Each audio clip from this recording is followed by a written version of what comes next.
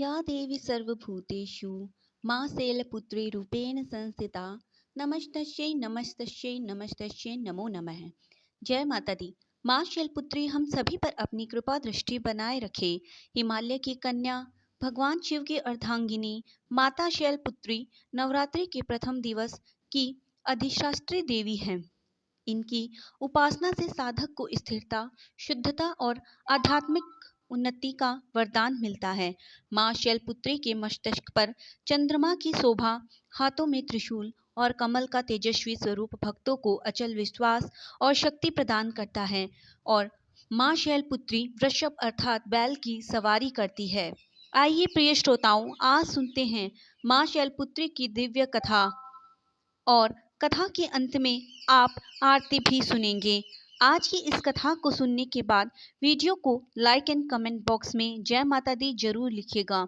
सर्वशक्ति की अधिष्ठात्री देवी नवरात्रि के प्रथम दिन पूजित देवी माँ शैलपुत्री का जन्म एक विशेष उद्देश्य से हुआ था।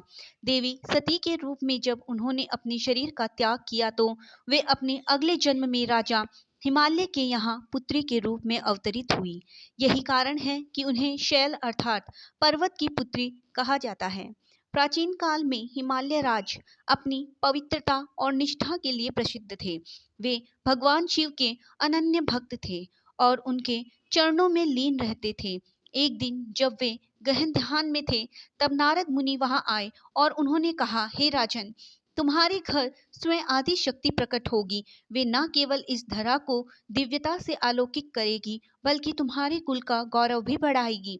राजा हिमालय और उनकी रानी ने यह सुनकर देवी भगवती की घोर तपस्या की। उनकी श्रद्धा और भक्ति से प्रसन्न होकर माँ भगवती ने उन्हें आशीर्वाद दिया कि वे स्वयं उनकी पुत्री के रूप में जन्म लेगी। कुछ समय बाद रानी को एक दिव्य कन्या की प्राप्ति हुई, जो अत्यंत तेजस्वी और दिव्य आभा से युक्त थी। शैलपुत्री के रूप में जन्म लेने के बाद देवी का बाल्यकाल अत्यंत अद्भुत रहा। उनके जन्म से ही घर परिवार और राज्य में सुख समृद्धि बढ़ने लगी। जब वे छोटी थी तभी उनमें असाधारण शक्तियां देखी गई। बचपन से ही वे प्रकृति में गहरा जुड़ाव रखती थीं। पर्वतों की गुफाओं में ध्यान लगाना, नदियों के जल में कमल की तरह क्रीड़ा करना और जीव जंतुओं को स्नेह देना उनके स्वभाव में था। उनकी उपस्थिति मात्र से वातावरण शांत और पवित्र हो जाता था।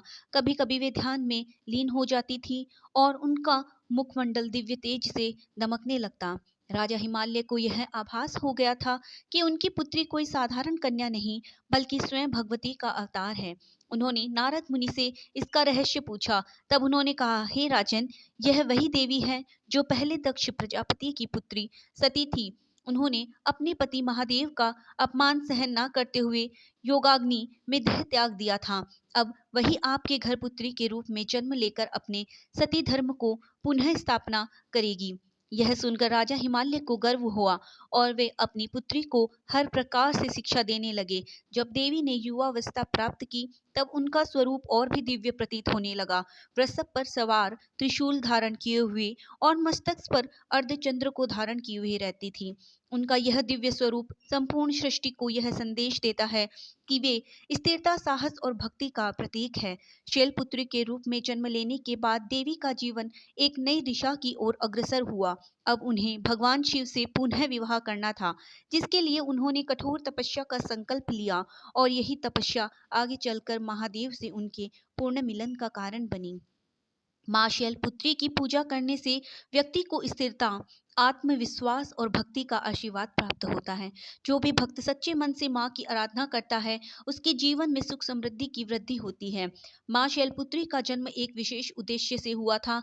वे पूर्व जन्म में माता सती थी, जो भगवान शिव की अर्धांगिनी थी, लेकिन उन्होंने अपने पिता दक्ष प्रजापति के अपमान से आहत होकर योगाग्नि में अपने प्राण त्याग दिए थे। यही माता सती ने अपने अगले जन्म में राजा हिमालय की पुत्री के रूप में जन्म लिया और वे शैलपुत्री के रूप में विख्यात हुई। माता सती का जन्म ब्रह्मा जी के पुत्र दक्ष प्रजापति के घर हुआ। वे बचपन से ही भगवान शिव की आराधना में लीन रहती थी। कठिन तपस्या के बाद भगवान शिव ने उन्हें अपनी अर्धांगिनी के रूप में स्वीकार किया, लेकिन उनके पिता दक्ष प्रजापति शिव जी को योग्य वर नहीं मानते थे। एक बार दक्ष प्रजापति ने एक भव्य यज्ञ का आयोजन किया जिसमें सभी देवताओं और ऋषियों को आमंत्रित किया गया, लेकिन भगवान शिव और देवी सती को निमंत्रण नहीं भेजा गया। जब माता सती को इस बात का पता चला तो वे अपने पिता के घर जाने के लिए उत्सुक हुई। भगवान शिव ने उन्हें समझाया कि बिना निमंत्रण जाना उचित नहीं होगा, लेकिन माता सती अपने मायके जाने के लिए अड़िग रही। यज्ञ स्थल पर पहुंचने के बाद माता सती ने देखा कि वहां भगवान शिव का अपमान किया जा रहा था। दक्ष प्रजापति ने अपशब्द कहे और शिव जी को अयोग्य कहा। यह देखकर माता सती सहन ना कर सकी और उन्होंने क्रोधित होकर अपने पिता को उत्तर दिया, जिस शिव का समस्त ब्रह्मांड पूजता है उनके लिए अपशब्द कहकर आपने घोर अनर्थ किया है। अब मैं इस शरीर में एक क्षण भी नहीं रहूंगी। इतना कहकर माता सती ने अपने योगाग्नि से देह त्याग कर दिया। भगवान शिव यह सब जानकर अत्यंत क्रोधित हुए और उन्होंने अपने गण वीरभद्र और को भेजकर दक्ष प्रजापति का यज्ञ विध्वंस करा दिया और माता सती के देह त्याग के बाद भगवान शिव ने उनका मृत शरीर उठाकर संपूर्ण ब्रह्मांड में तांडव किया। यह देखकर सभी देवता भयभीत हो गए।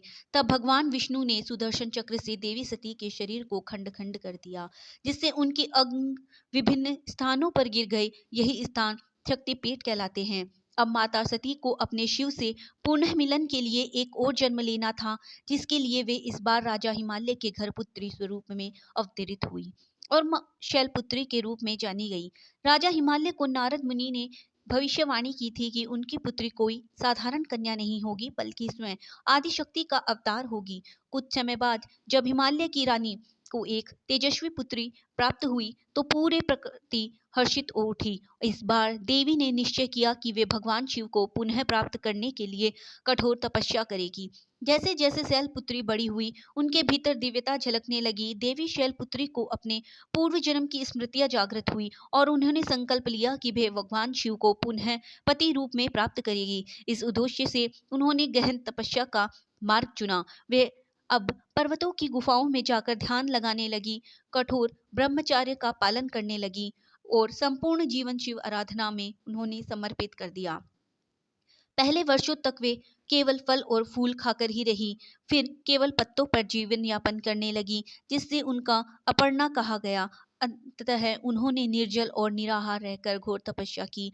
माँ शैलपुत्री की तपस्या से समस्त देवगण चिकित रह गए और इंद्रदेव को चिंता हुई कि यदि माता की तपस्या पूर्ण हो गई तो वे शिव से उनका विवाह हो जाएगा। इसलिए उन्होंने कामदेव को भेजा ताकि उनकी तपस्या भंग की जा सके।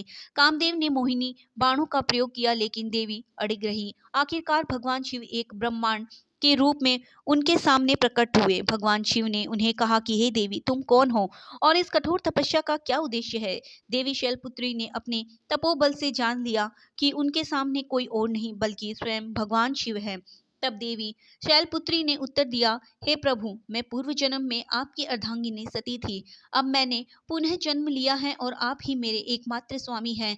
अगर आप मुझे स्वीकार नहीं करेंगे तो मैं फिर से अनंत जन्मों तक तपस्या करती रहूंगी। भगवान शिव उनकी भक्ति से और प्रेम से और समर्पण से प्रसन्न हुए और उन्हें अपनी अर्धांगिनी रूप में स्वीकार करने का वचन दिया।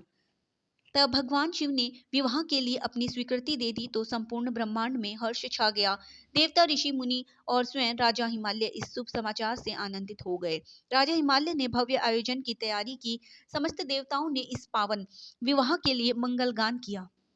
अंततः भगवान शिव और माता पार्वती और माता शैलपुत्री का विवाह विधि पूर्वक संपन्न हुआ। माँ शैलपुत्री की भगवान शिव को पुनः प्राप्त करने की कथा हमें सिखाती है कि सच्चे निष्ठा और समर्पण से असंभव भी संभव हो सकता है। धैर्य और दृढ़ संकल्प के बिना जीवन में कोई भी लक्ष्य प्राप्त नहीं किया जा सकता।